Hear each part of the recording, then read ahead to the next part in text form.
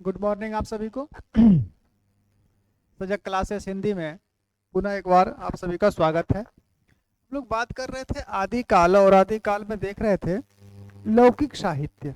तो आप लोग को जो ऐसा हम बता चुके हैं कि लौकिक साहित्य के दो रूप हुए थे। लौकिक साहित्य में, आदिकाल में लौकिक साहित्य, अगर लौकिक साहित्य की बात करें तो लौकिक साहित्य के दो रूप हुए थे। एक हो गए थे पद्य और एक हो गए थे गद्य। तो हम लोग पद्य को देख रहे थे, और पद्य में अमीर खुसरो देख लिए। अमीर खुसरो के बाद विद्यापति देख लिए थे, और आज विद्यापति के बाद हम लोग सबसे पहले ढोला मारूरा दोहा को देखेंगे। तो ये आदिकाल की क्लास संख्या कौन सी है? 16।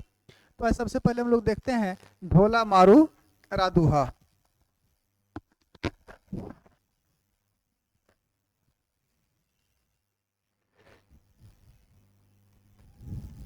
ढोला मारू रा दोहा। आज सबसे पहले हम लोग इस रचना को देखते हैं कि ढोला मारूरा दोहा किसकी रचना है, इसका समय क्या है, इसकी कथा क्या है, काव्य रूप क्या है, ये सभी चीजें देख लेते हैं। देखिए, अगर इसके रचनाकार की बात करें कि इस पुस्तक के जो रचनाकार हैं ढोला मारूरा दोहा क्या रचनाकार, अगर रचनाकार की बात करें कि इसकी रचना किसने की, तो इसकी रचना करने वाले जो विद्वान थे उनका नाम था कल्लोल कवि। कल्लोल, इस रचनाकार कौन है? कल्लोल कवि। समय देखा जाए कि इसकी समय क्या है, यानी कि रचना काल क्या है। समय का मतलब यहाँ क्या हो गया? रचना काल। कब लिखी गई थी? ये 1473 ईस्वी में लिखी गई थी। 1473 ईस्वी में इसका रचना हुआ था। इस पुस्तक को किसने संकलित किया, अर्थात संकलन कर्ता कौन थे? संकलन कर्ता, अगर इसके संकलन कर्ता की बात करें तो इसके संकलन कर्ता हुए थे कुशल लाभ। हाँ, कुशल लाभ इसके संकलन करता थे, नहीं कि इसके रचनाकार थे। कुशल लाभ कौन थे? इसके संकलन करता थे। ठीक है, कब किए थे इसका संकलन? काल क्या हुआ था? बारीकी से देखिए, संकलन काल, अगर संकलन की काल की बात करें तो 1561 ईस्वी। 1561 ईस्वी जो है इसका संकलन काल है। ढोला मारूरा दोहा देख रहे हैं, अमीर खुसरो विद्यापति हो चुके थे, तो अमीर खुसरो और विद्यापति के बाद आज ये देख रहे हैं। ठीक है, अब इसके संपादक कौन हुए थे? अगर इसके संपादक की बात करें कि ढोला मारूरा दोहा के संपादक, तो इसके संपादक 3 लोग हुए, कोई एक व्यक्ति नहीं हुए। पहले थे राम सिंह। पहले व्यक्ति कौन हुए? राम सिंह। दूसरे व्यक्ति थे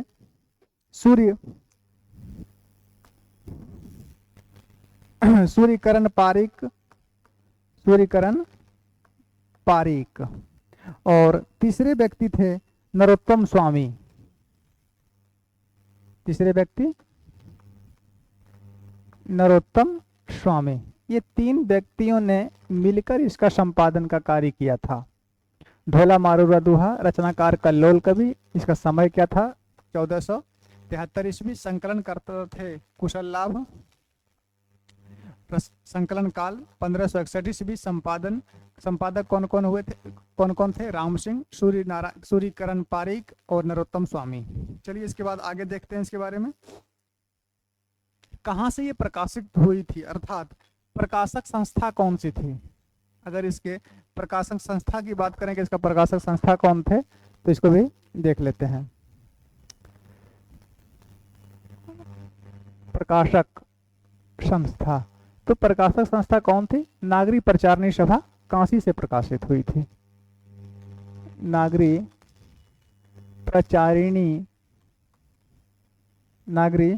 प्रचारिणी सभा काशी। नागरी प्रचारिणी सभा काशी से ये प्रकाशित हुई थी। नागरी प्रचारिणी सभा काशी से प्रकाशित हुई थी। प्रकाशन काल क्या था? देखिए, रचना काल अलग होता है और प्रकाशन काल अलग होता है। प्रकाशन काल अगर पूछे इसका प्रकाशन काल कब है, तो ये हुआ था 1934 ईस्वी में।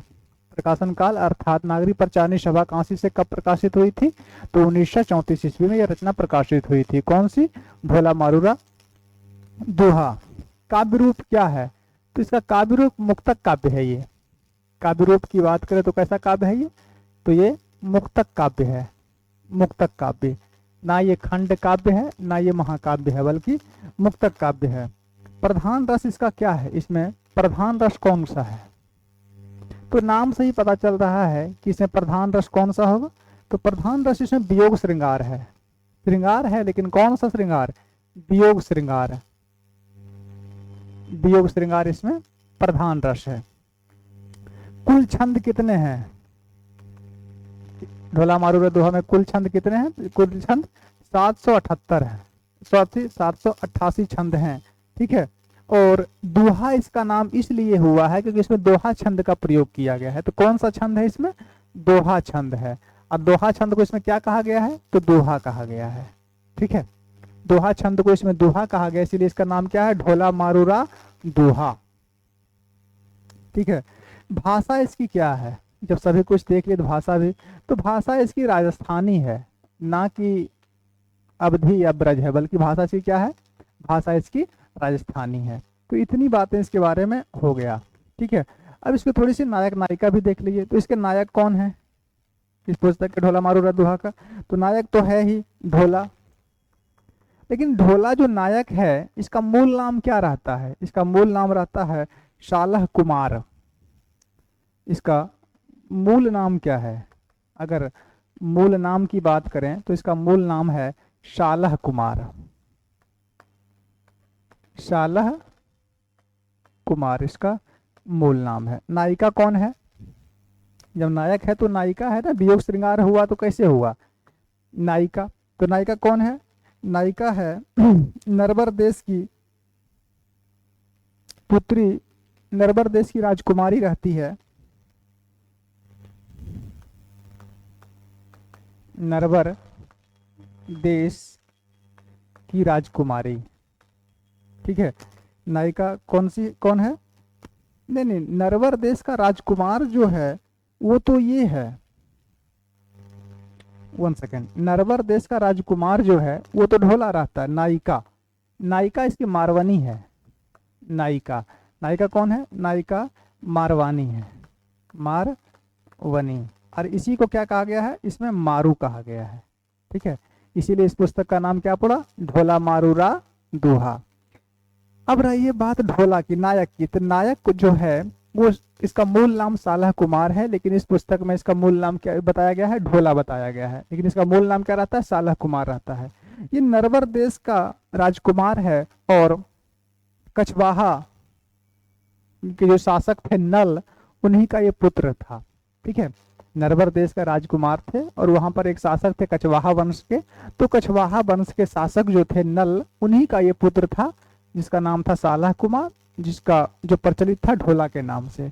अब आए नायिका की बात। तो नायिका का नाम मारू या मारवानी थी। ये पुगल देश की राजकुमारी थी। ठीक है, ये कहाँ की राजकुमारी थी? ये पुगल देश की राजकुमारी थी। सालह कुमार कहाँ का राजा था?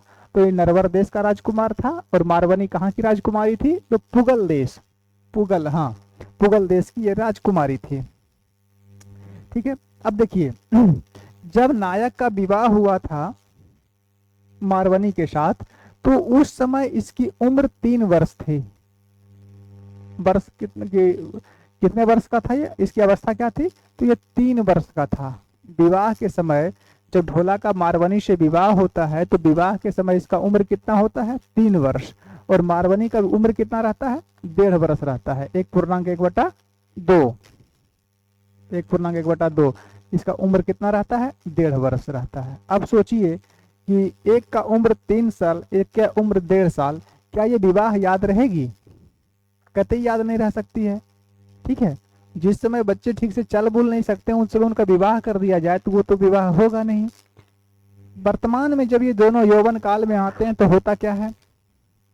ठीक है, एक राजकुमारी और रहती है, अर्थात सहनायिका जो होती है। एक और लिख लीजिए, नायिका तो हो गई, सहनायिका, सहनायिका। सहनायिका कौन रहती है? सहनायिका रहती है मालवनी। सहनायिका कौन है? मालवनी है।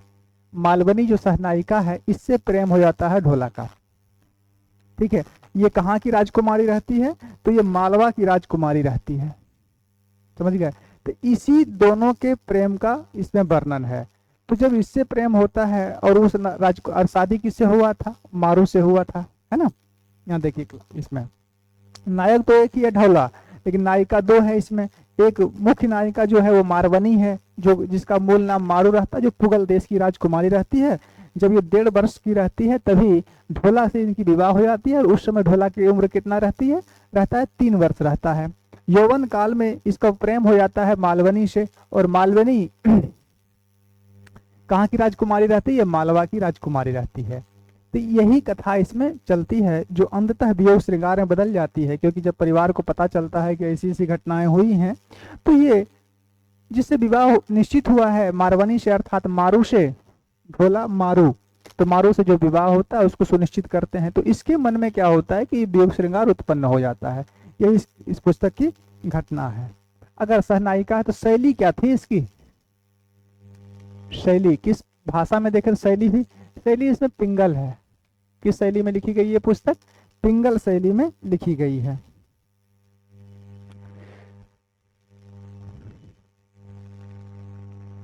आगे बात, तो ये बातें जो थी किसके बारे में हो गई, ये बातें हो गई ढोला मारूरा दोहा के बारे में। ढोला मारूरा दोहा रचनाकार कल्लोल कवि, समय 1473 ईस्वी में लिखी गई थी। संकलन कर्ता कुशल लाभ हुए, संकलन काल 1561 ईस्वी। संपादक कौन कौन हुए, राम सिंह, सूर्यकरण पारिक और एक व्यक्ति और है नरोत्तम स्वामी। प्रकाशक संस्था नागरी प्रचारणी सभा काशी, प्रकाशन काल था 1934 ईस्वी। काव्य रूप मुक्तक काव्य है, प्रधान रस इसमें वियोग श्रृंगार है। कुल छंद इसमें 788 है, दोहा छंद में लिखा गया था। भाषा इसकी राजस्थानी है और शैली इसकी पिंगल है। इस पुस्तक अर्थात ढोला मारूरा दोहा के जो राजकुमार रहते हैं उनका नाम रहता है ढोला, मूल नाम रहता है सालह कुमार, और ये कहाँ के, नरवर देश के राजकुमार रहते हैं। और नरवर देश में एक वंश था कछवाहा वंश, कछवाहा वंश के एक राजा हुए थे नल, उन्हीं के पुत्र थे ढोला। उसके बाद नायिका कौन है, मारवनी, जिसका मूल नाम से, इसका किस नाम से प्रचलित थी, मारू के नाम से। इनसे विवाह होता है। मारू कहाँ की राजकुमारी थी, तो मारू पुगल देश की राजकुमारी थी। और विवाह के समय इनका उम्र कितना रहता है, 1.5 वर्ष का, और नायक का उम्र रहता है 3 वर्ष का। यौवन काल में इनका प्रेम हो जाता है मालवनी से, जो मालवा देश की राजकुमारी होती है। तो जब मालवा देश से राजकुमारी होती है और बाद में पता चलता है कि नायक को पता चलता है कि मेरा तो विवाह पहले से फिक्स है, बाल्यावस्था में मेरी विवाह कर दिया गया था, तो मालवनी के मन में इससे क्या होता है, वियोग हो जाता है। क्योंकि जब नायक किसी अन्य के साथ है तो नायिका के मन में वियोग होना स्वाभाविक है। तो ये बातें इसमें चलती है, और इसकी शैली क्या है, पिंगल है। तो इतनी बातें पर्याप्त है ढोला मारूरा दोहा के बारे में, है ना। चलिए अगली पुस्तक और अगली रचना जो हम देखते हैं, वो देखते हैं इनका बसंत विलास। बसंत विलास का रचनाकार कौन है और रचनाकाल क्या है, ये अज्ञात है, किसी को नहीं पता है। किसी पुस्तक में अगर कुछ दिया गया है तो वो ऑथेंटिक नहीं है। जो पुस्तक या कोई भी इतिहास पुस्तक है उसमें इनके बारे में कोई बातें नहीं मिलती हैं। चलिए उसके बारे में थोड़ा सा देख लेते हैं। दूसरी रचना आज देखते हैं, नंबर 2, बसंत विलास। बसंत विलास, बसंत विलास जो रचना है, माता प्रसाद गुप्त का मानना है कि ये रचना 13वीं शताब्दी के आसपास की है। ऐसे इसका मूल रचनाकार कौन है और रचनाकाल क्या है, ये किसी को ज्ञात नहीं है।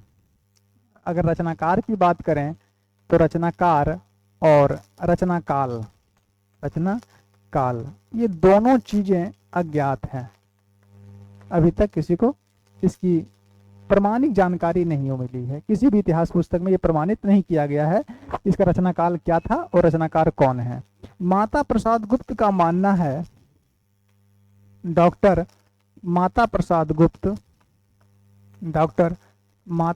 गुप्त इसे 13वीं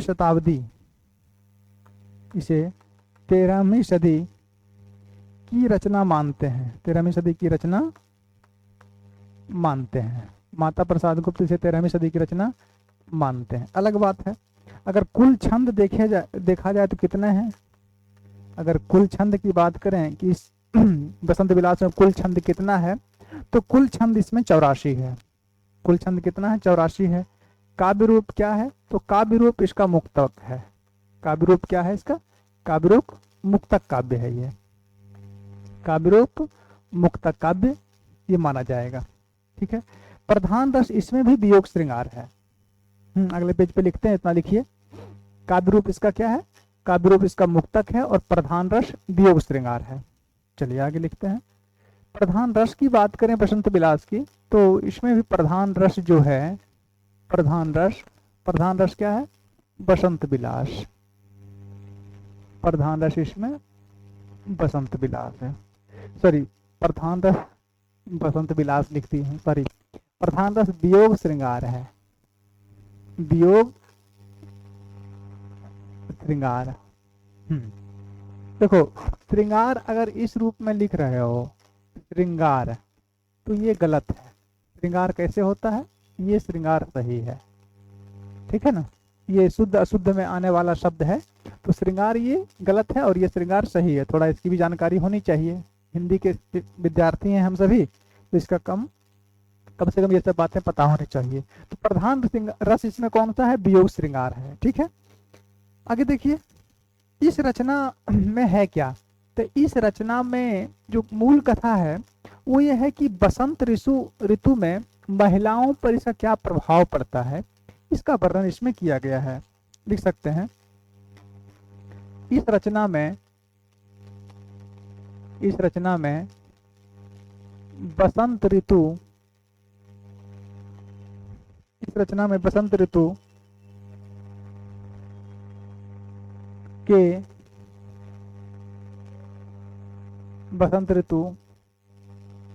का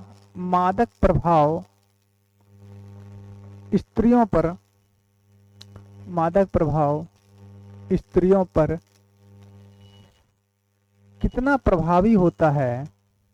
कितना प्रभावी होता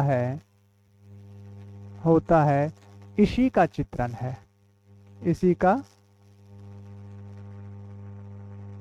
इसी का चित्रण किया गया है, इसमें किया गया है।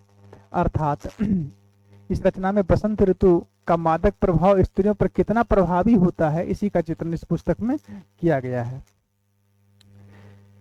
ये रचना कहाँ से मिलती है और इसके संपादन किसने किया था? तो देख लीजिए, यह रचना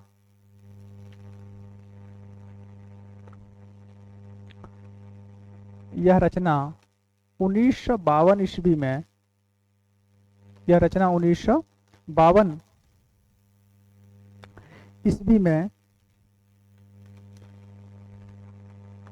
हाजी मोहम्मद स्मारक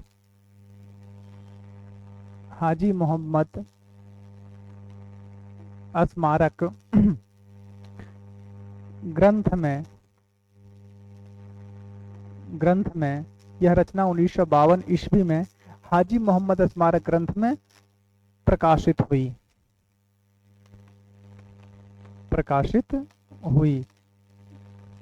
किसी एक इतिहास ग्रंथ में इतनी सारी जानकारी उपलब्ध नहीं हो सकती है, उसके लिए अनेक पुस्तकों को देखना पड़ता है, पढ़ना पड़ता है। तो यह रचना 1952 ईस्वी में हाजी मोहम्मद स्मारक ग्रंथ में क्या हुई थी? प्रकाशित हुई थी। ठीक है। और 1451 ईस्वी के आसपास इसकी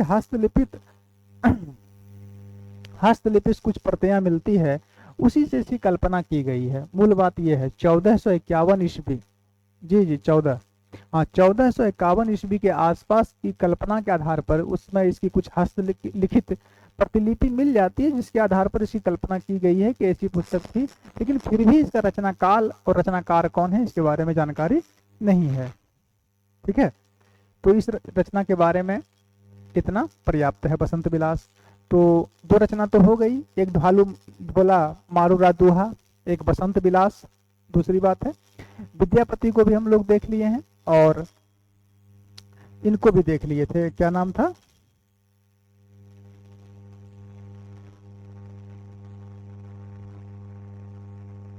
विद्यापति के बाद किनको देखे थे जी? अमीर खुसरो को। तो ये सभी तो हो चुके हैं, विद्यापति हो गए, अमीर खुसरो हो गए, बसंत विलास हो गया, ढोला मारूरा दोहा हो गया। 3 रचनाएं हो गई हैं। अगली रचना पर हम लोग चलते हैं। तो इन रचनाओं को पढ़ने के पश्चात ही हम लोग चलेंगे हिंदी साहित्य में जो लौकिक साहित्य की गद्य विधा थी उसकी ओर। पहले पद्य को समाप्त कर लेते हैं फिर। चलिए, अगली रचना का नाम लिखिए संदेश रासक।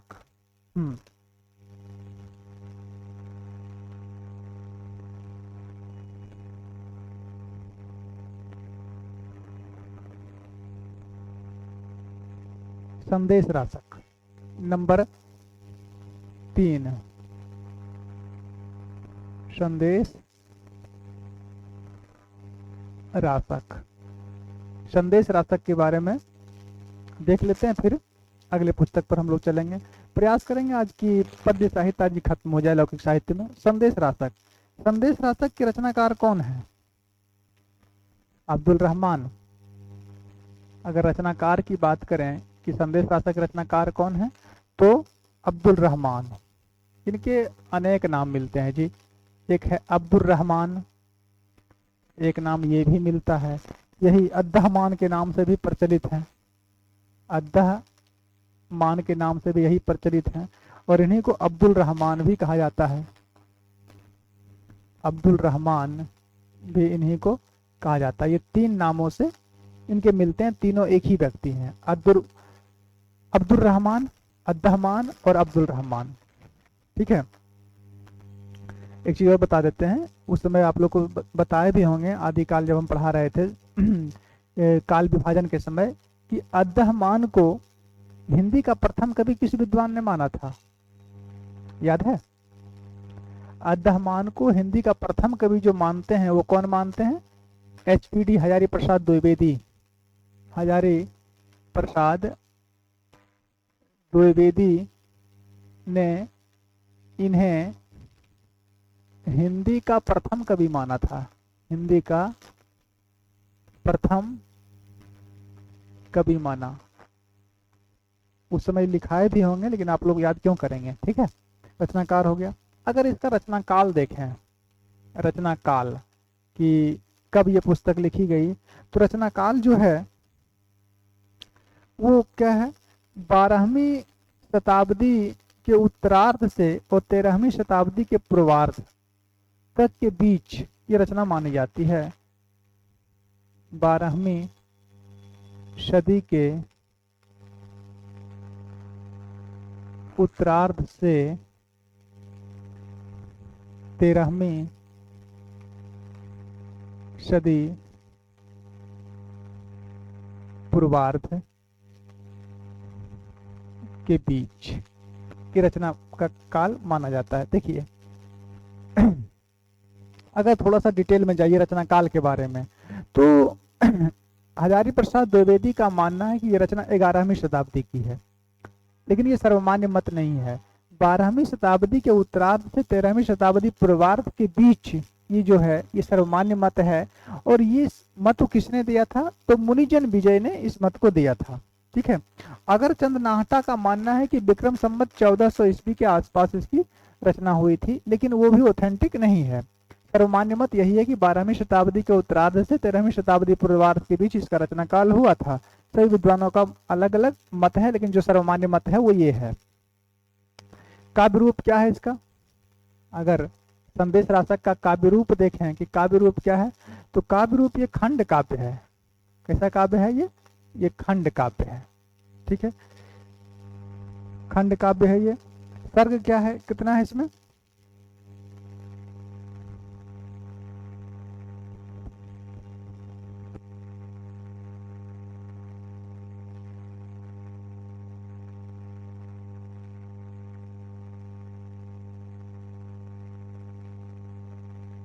सर्ग, सर्ग कितना है? 3 सर्ग है। ठीक है, 3 सर्ग है, 3 सर्ग। एक चीज और याद रखेंगे, इसमें सर्ग को, इस पुस्तक में सर्ग को प्रकरण कहा गया है।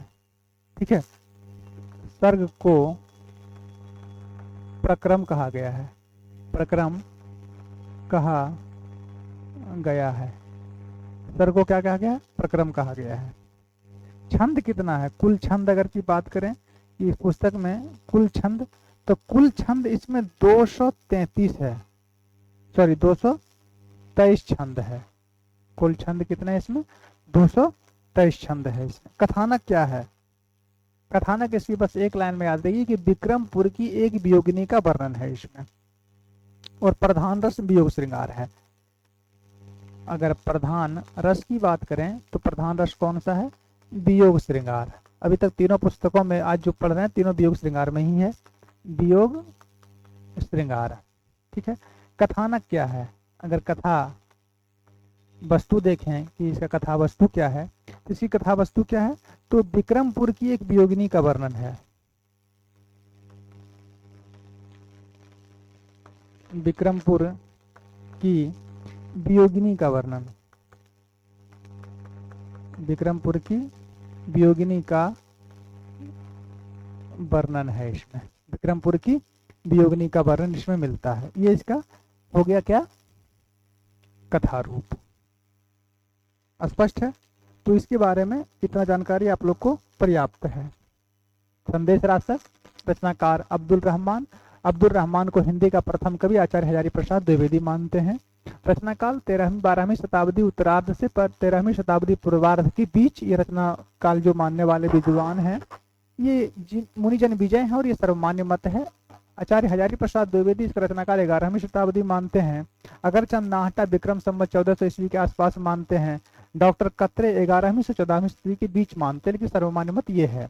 काव्य रूप इसका खंड काव्य है। सर्ग कुल सर्ग कितने हैं? तो कुल सर्ग इसमें 3 है। अगर कुल सर्ग की बात करें तो कुल सर्ग 3 है, और इसमें जो सर्ग है उसको क्या कहा गया है? इसमें सर्ग को प्रकरण कहा गया है। ठीक है, इसमें सर्ग को प्रक्रम कहा गया है। कुल छंद 223 छंद है। प्रधान रस इसमें वियोग श्रृंगार है। कथा वस्तु क्या कि विक्रमपुर की एक वियोगिनी का इसमें वर्णन आता है। इसमें इतनी जानकारी पर्याप्त है। अगली रचना हम लोग देखते हैं आज, और अगली और अंतिम रचना ही होगी ये प्राकृत पेंगलम। ये तीसरी रचना हो गई। बसंत विलास, ढोला मारूरा दुहा। चलिए, ढोला मारूरा दुहा 1, बसंत विलास 2, संदेश राशक 3। ठीक है, तो चौथी रचना लिख लीजिए प्राकृत पेंगलम नंबर 4। प्राकृत पेंगलम। प्राकृत पेंगलम किसकी रचना है और प्राकृत पेंगलम में है क्या? ये दोनों बातें अलग अलग हैं। देखिए, ये किसी कवि की रचना नहीं है। ठीक है, इतना याद रखिएगा कि इस पुस्तक में प्राकृत पेंगलम जो पुस्तक है ये किसी एक कवि की नहीं है। इसमें बब्बल, जज्जल, सारंगधर इन सभी कवियों के कुछ पदों का संकलन है। लिख ले सकते हैं कि यह बब्बल, जज्जल, बब्बल, जज्जल, सारंगधर,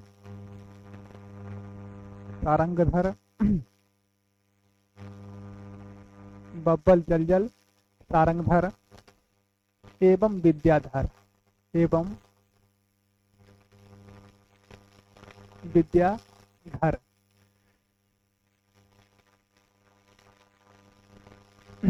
यह बब्बल, जज्जल, सारंगधर एवं विद्याधर के पदों का संकलन है। के पदों का संकलन है। एक बात तो ये हो गई। इसका संकलन किसने किया था? तो 14वीं शताब्दी में लिख सकते हैं, आराम है, आसान से। इसका संकलन 14वीं सदी में किसने किया था? 14वीं सदी में नहीं, 14वीं शताब्दी सदी के अंत में। इसका संकलन 14वीं शताब्दी के अंत में लक्ष्मीधर ने किया। लक्ष्मीधर ने किया। एक बात ये भी हो गई कि यह बब्बल, जज्जल, सारंगधर एवं विद्याधर के पदों का संकलन है, और इसका संकलन किसने किया था? तो 14वीं शताब्दी के अंत में लक्ष्मीधर ने किया था। ठीक है।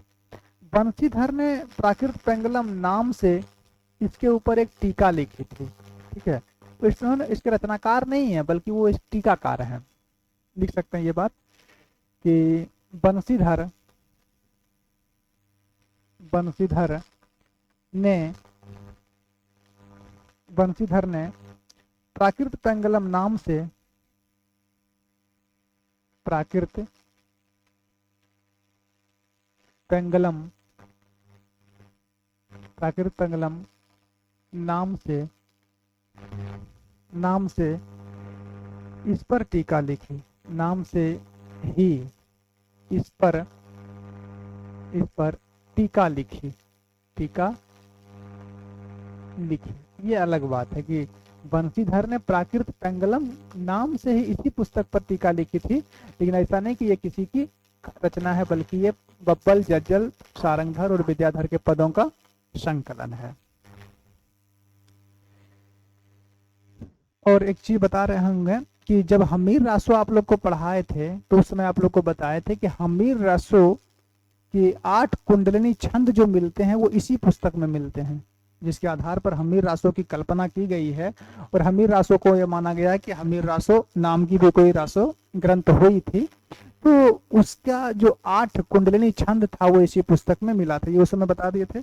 बच्चन सिंह इसे 11वीं से 14वीं शताब्दी की रचना मानते हैं।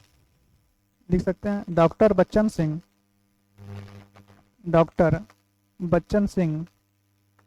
इसे 11वीं से 14वीं सदी की रचना मानते हैं, कि इसी कालखंड में इसकी रचना हुई थी, कि रचना मानते हैं। ठीक है, डॉक्टर बच्चन सिंह इसे 11वीं से 14वीं शताब्दी की रचना मानते हैं। हो गया। सुनीति कुमार चटर्जी इसे 15वीं शताब्दी की रचना मानते हैं। ये विद्वानों का अपना मत है, लिख सकते हैं। डॉक्टर सुनीति कुमार चटर्जी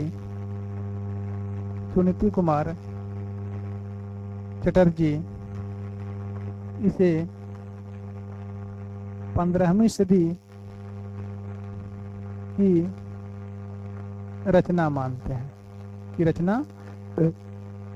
हैं। हो गया।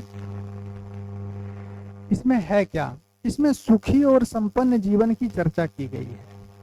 बस इस पुस्तक में सुखी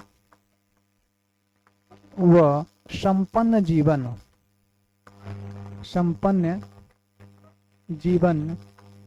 की चर्चा की गई है।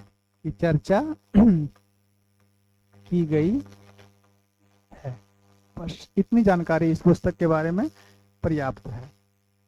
प्राकृत पेंगुलम यह बब्बल, जज्जल और सारंगधर एवं विद्याधर के पदों का संकलन है। इसका संकलन 14वीं सदी के अंत में लक्ष्मीधर ने किया। बंशीधर ने प्राकृत पेंगुलम नाम से ही इस पर टीका लिखी थी। मतलब इन्होंने जो टीका ग्रंथ लिखा उसका नाम भी क्या रखा? प्राकृत पेंगुलम ही रखा। बच्चन सिंह ने इसे 11वीं से 14वीं सदी की रचना मानते हैं। डॉक्टर सुनीति कुमार चटर्जी इसे 15वीं शताब्दी की रचना मानते हैं। और इस पुस्तक में सुखी व संपन्न जीवन की चर्चा की गई है। देखिए, अगर इस पुस्तक की भाषा की बात करें कि इसमें भाषा क्या है, तो इसमें ब्रज भाषा भी है, खड़ी बोली भी है, अवधी भी है और गुजराती भी, राजस्थानी भी है। इसमें 4 भाषाओं का मिश्रण भी है। ये बात थोड़ा याद रखेंगे कि इस पुस्तक में अगर बात करें कि भाषा की, तो इसमें ब्रज भी है, अवधी भी है, खड़ी बोली भी है, राजस्थानी भी है, मैथिली भी है। ये सभी भाषाओं का मिश्रण है इस पुस्तक में। इतना डीपली प्रश्न नहीं आएगा, अगर आएगा तो भी बता दिए हैं। ये इसके बारे में पर्याप्त है।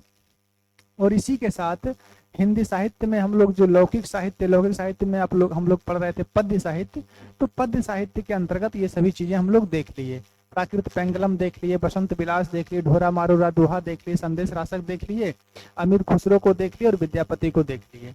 तो ये पद्य साहित्य में इतना लौकिक साहित्य के अंतर्गत जो पद्य विधा थी उसमें पर्याप्त है।